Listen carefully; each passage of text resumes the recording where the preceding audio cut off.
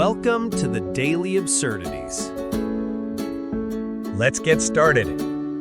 Alright, folks, picture this. I'm standing in line at a coffee shop, and the guy in front of me is arguing with the barista about whether oat milk is just watered down porridge. I mean, what is this? A UN summit for breakfast beverages? Laughs. Hey, everybody, welcome to the show. It's your pal Samira Andes, back with another episode of me yelling into the void, hoping you're all out there laughing along with me. I'm so glad you're here, because today we're diving headfirst into the absolute circus that is everyday life in 2025. You ever just stop and look around and think, how did we get this weird? Well, buckle up, because I'm about to take you on a wild ride through the absurdities we all deal with, those little moments that make you laugh, cry, or just stare blankly into the distance like you're auditioning for a zombie movie. So, where do we even start with this madness? Let's talk about shopping. Oh man, shopping in 2025 is like signing up for a full-time job you didn't apply for. You can't just buy a pair of socks anymore. No. You're bombarded with choices. Cotton? Bamboo? Organic hemp woven by artisanal monks in the Himalayas? And don't even get me started on the pop-up ads. I'm trying to buy a toaster, and suddenly my phone's like, hey, you want a smart toaster that tweets your bread's crispiness level to your followers? Pauses. Why? Why does my toaster need a social media presence? I just want toast, not a TED Talk from my kitchen appliances. But that's the world we live in now. It's like every purchase is a moral dilemma. You're standing there in the aisle, sweating, thinking, if I buy the wrong socks, am I single-handedly destroying the planet? It's exhausting. And you know what's wild? The lines between needs and wants have completely blurred. Like, I need food to survive, right? But do I need the limited edition, glow-in-the-dark sushi platter that comes with a free NFT of a dancing salmon? Laughs. I mean, come on. I was scrolling through one of those online marketplaces the other day. You know, the ones that know your entire life story based on one search for dog shampoo. And I'm looking at this air fryer that's also a juicer, a humidifier, and a karaoke machine. I'm like, who is this for? Who's out there thinking, man, I wish I could fry chicken, make orange juice, and belt out Bohemian Rhapsody all at once? But here's the kicker, I almost bought it. I was this close to clicking add to cart, because for a split second I thought, maybe I do need this in my life. That's the trap, folks. They make you question your entire existence with a well-placed algorithm. Speaking of algorithms, let's talk about decision fatigue. You ever feel like your brain's just done for the day by 10 a.m.? I'm not even kidding. I was trying to pick a movie to watch last night, and I spent 45 minutes scrolling through streaming apps. There's like 17 platforms now, each with 9,000 categories. Critically acclaimed documentaries about beekeepers. Nostalgic rom-coms starring people named Chad. Horror movies where the dog definitely survives. By the time I picked something, I was too tired to watch it. I just stared at the wall and ate a bag of chips like a sad raccoon. Laughs. And it's not just movies. It's everything. Picking a cereal? There's 47 kinds of Cheerios now. Original, honey nut, pumpkin spice, kale flavored. Who's eating kale Cheerios? Is that for people who hate themselves but still want breakfast? Oh, and don't even get me started on subscriptions. You can't just buy something anymore. You have to subscribe to it. I'm subscribed to a toothbrush. Every 3 months, a new one shows up at my door like it's my dental fairy godmother. And I'm like, cool, but what happens if I cancel? Do my teeth just give up? Pauses. I got an email the other day from my coffee subscription. Yes, I'm subscribed to coffee now, because apparently I can't be trusted to buy it myself. The email was like, Samira, your beans are lonely. Upgrade to our premium roast for only $29.99 a month. Lonely beans? What, are they sitting in a warehouse crying because I didn't pick the artisanal Guatemalan blend? Laughs. I'm out here anthropomorphizing my coffee now. That's where we're at. You know what, though? I got a fake listener email about this the other day. Hang on, let me pull it up. Pretends to shuffle papers alright. This is from Chad in Ohio. Because of course his name is Chad. Chad writes, Samira, I'm drowning in subscription services. I've got one for socks, one for razors, one for artisanal pickles. How do I get out of this mess? Oh, Chad, my dude, I feel you. Pickles? Really? You're subscribed to pickles?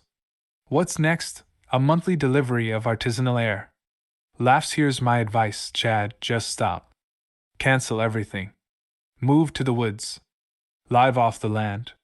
You'll be fine until you realize you're subscribed to a bear repellent service you forgot to cancel.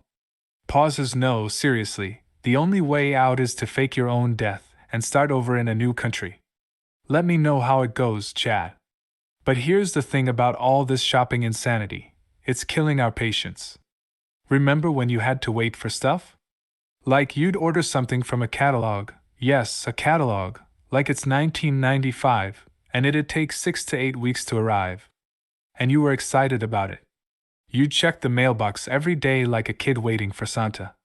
Now, if my package isn't at my door in 12 hours, I'm ready to write a strongly worded email. Laughs. I ordered a pair of headphones last week, and the tracking said, estimated delivery, tomorrow. Tomorrow! And I was still like, tomorrow?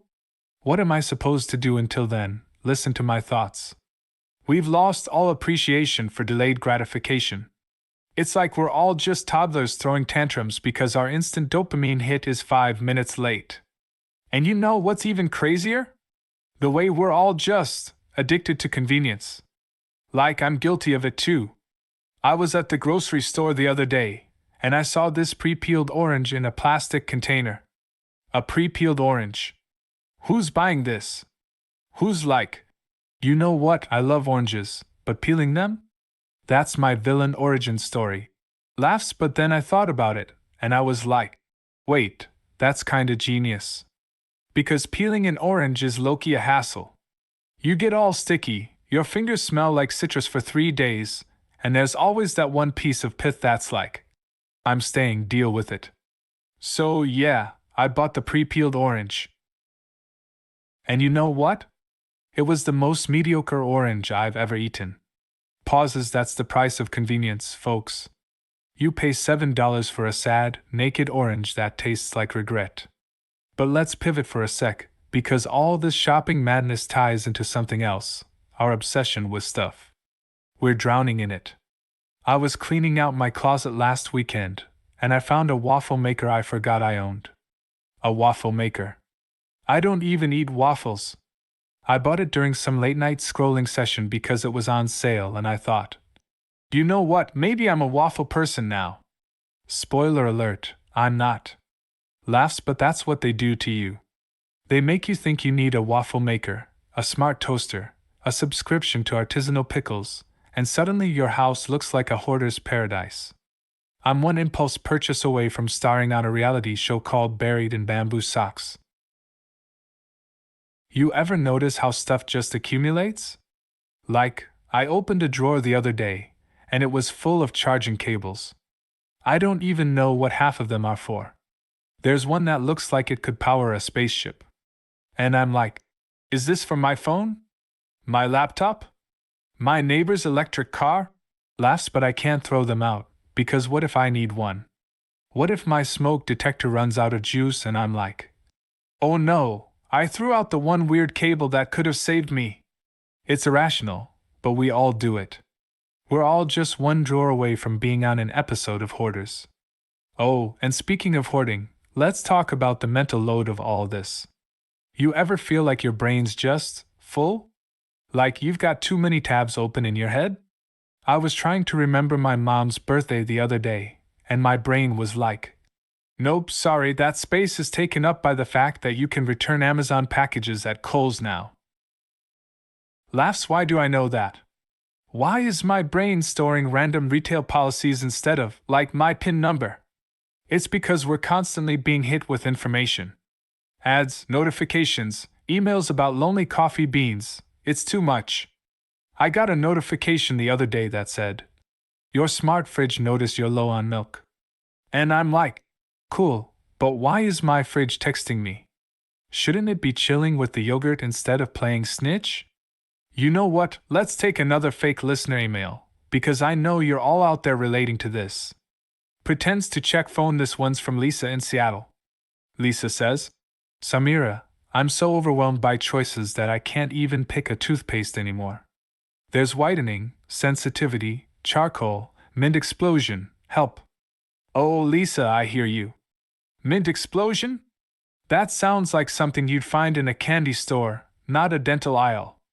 Laughs my advice? Just grab the cheapest one and run.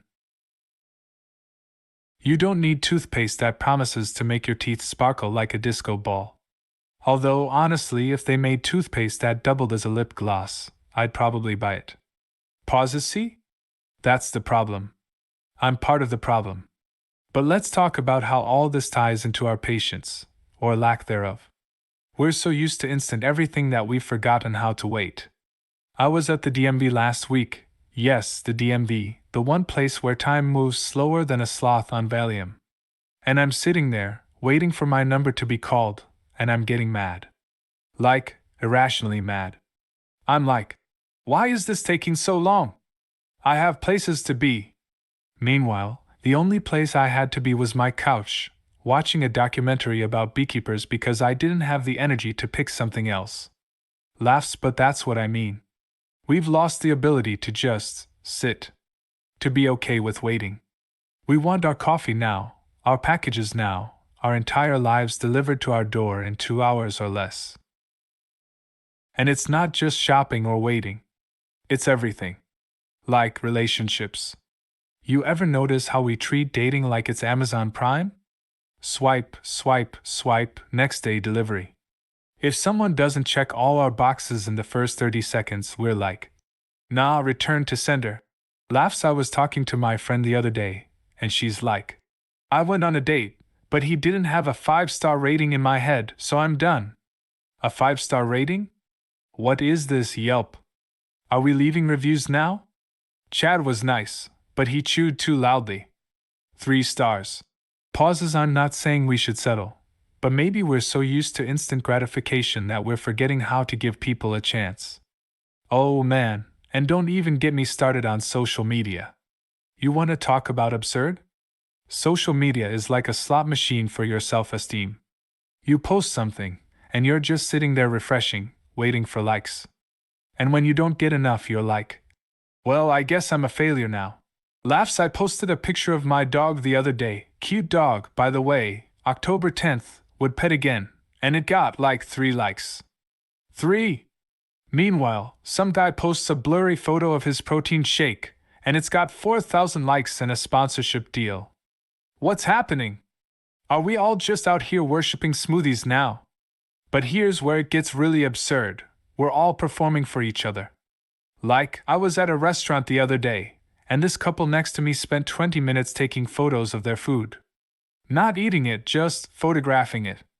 They're adjusting the lighting, moving the parsley, probably hiring a food stylist off Craigslist. Laughs. And I'm sitting there thinking, your salmon's getting cold, Karen. Just eat it. But no, they need the perfect shot for the gram. And you know they're gonna post it with some caption like, living my best life. Meanwhile, they're arguing over who's paying the bill. Pauses. That's the absurdity of it all. We're so busy curating our lives that we forget to actually live them. Alright, let's take one more fake listener email, because I'm having too much fun with these. Pretends to scroll. This one's from Mike in Chicago. Mike says, Samira, I'm addicted to my phone, and I can't stop checking it. It's ruining my life. What do I do? Oh, Mike, welcome to the club. We're all addicted. I caught myself checking my phone in the middle of a conversation the other day. Like, my friend's telling me about her breakup, and I'm nodding along while secretly checking if my pizza order's been dispatched. Laughs. I'm the worst. My advice, Mike? Lock your phone in a safe and throw away the key.